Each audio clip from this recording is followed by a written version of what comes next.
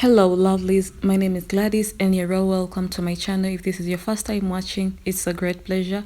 I request you all to kindly subscribe, share your thoughts in the comment section down below. I'll be reading all of them, and if you like this video, give it a big thumbs up. With no further ado, let's get started.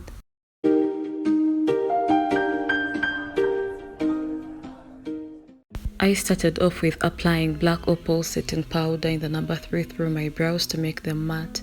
To achieve a simplified, clear and precise line, this is an imperative step you mustn't miss. It is rather difficult and almost impossible to line oily brows. To line my brows, I went in with a brown brow pencil from Davis in the number 13. When it comes to filling in, for the inner part of your brows, draw hair-like strands moving upwards, and then from the arch to the outer corner of your brows, move downwards. Then comb through with a spoolie to give your brows shape and to make them appear natural. Follow the same technique you used when filling in, upwards then downwards towards the outer corner. To clean my brows, I used 2 shades from LA Girl Pro Concealer, Fawn Expresso.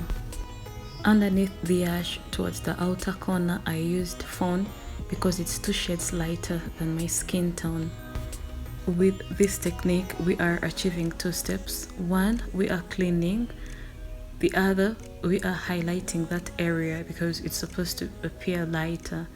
And then underneath the inner part of my brows, I'm going in with Espresso, and it is my exact shade.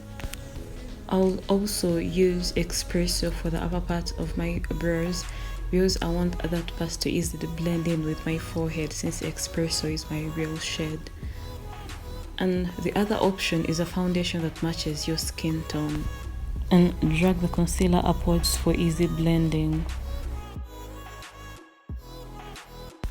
Our next step is application of eyeshadow, and I'll start with applying a very light shade from LA Girl Pro Concealer on my eyelids as an eyeshadow base. Eyeshadow base is important because it enhances the color and hold of eyeshadow shades.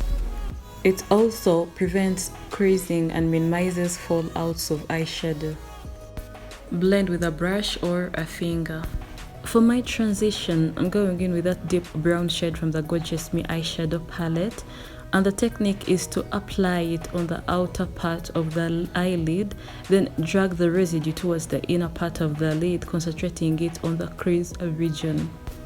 For a smooth application, don't hold the brush close to the bristles, rather leave some space. To achieve an ombre look, add more color on the outer part of the eyelid. To blend the transition shade, I'm going in with that light brown shade still from the Gorgeous Me eyeshadow palette, and I will use circular motions, concentrating only on the edges of the transition shade. To cut the crease, I'm going in with LA Girl Pro Concealer in the shade Fawn. And the crease should be more than half of the eyelid, at least 3/4.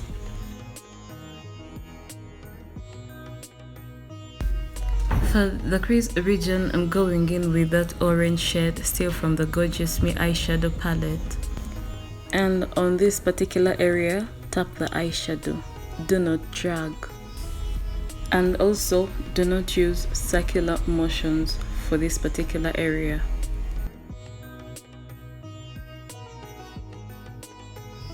For a smooth transition, don't forget to blend the edges of the crease. I then added a slightly darker brown shade on the outer corner of the crease. I did this because I didn't want the transition from one color to another to be so conspicuous. To draw the wing eye, I used a black eyebrow gel from Karite. Steps to follow: draw a straight line starting from your lower lash line, and it should be adjacent to the tail of your brows.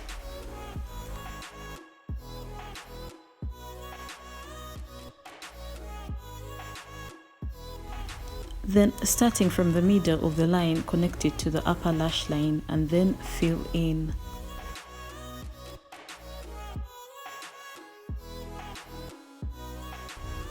After filling in, connect it to the tip and then draw a line as close to your eyelashes as possible towards the inner corner of your eye.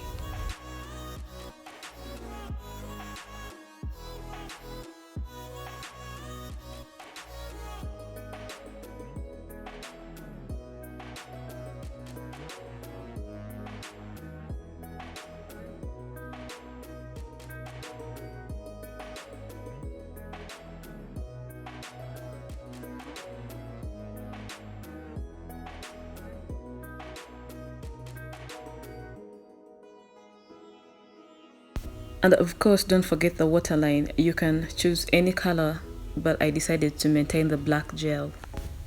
I applied a white glitter liner on top of the wing eye, but you can skip this part. I applied mascara, then wore falsies off camera. Moving on to the face, I started with moisturizing, and for this I used the ordinary Blue Seal Vaseline on my usual. And then for primer, I went in with Classic. Tap it in, concentrating on the oily areas until it completely dissolves. For foundation, I'm going in with these two shades from Zikel, and I realized that I wasn't filming the whole foundation application process when it was too late, but worry not, I'm going to take you through the entire process. After mixing the two shades, I used a flat brush to spread the mixture evenly across my face, and I then went in with a damp beauty blender to blend the foundation. To achieve a flawless and skin-like finish, do not rub. Blend using bouncing motions.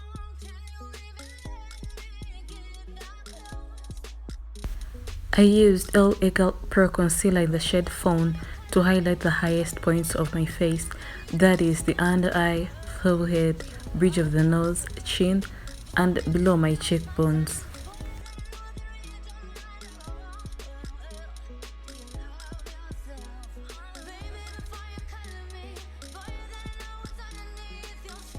To contour, I used Dark Cocoa from Opal Pro Concealer.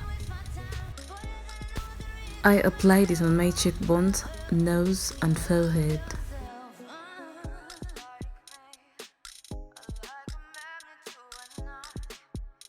For blush, I opted for the deep red shade from Naked, and I applied it slightly above my cheekbones, then blended it immediately because lipsticks dry out really fast.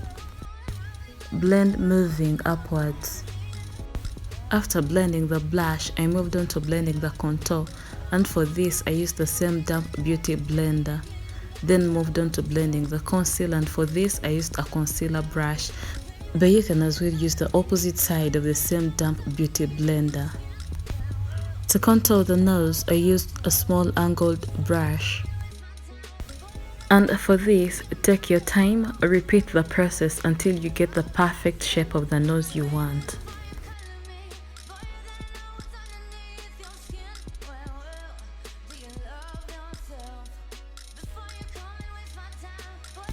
I then moved on to setting the concealer I applied on the highest points of my face, and for this I used the Black Opal setting powder in the number 3.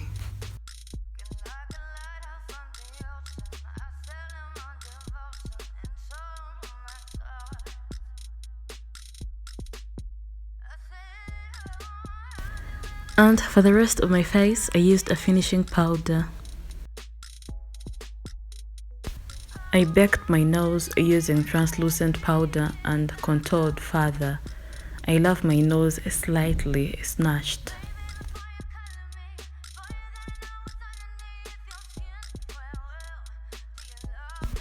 I then dusted off the excess powder. Moving on to lips, I started with lip lining, and for this I used the Davis number 18 lip liner.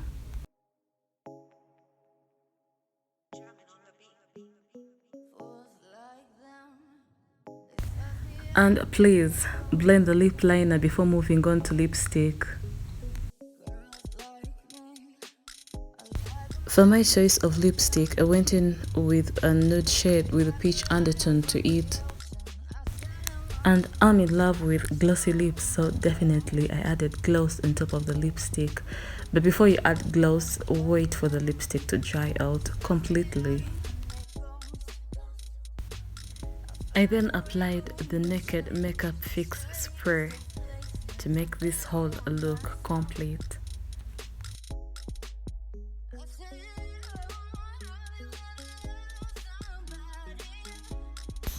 And this is my final look. I really enjoyed creating it and I definitely love the outcome. Tell me what you think about it in the comment section down below, and if you would try out any of the techniques I explained while creating this look. See you in my next video. Bye guys.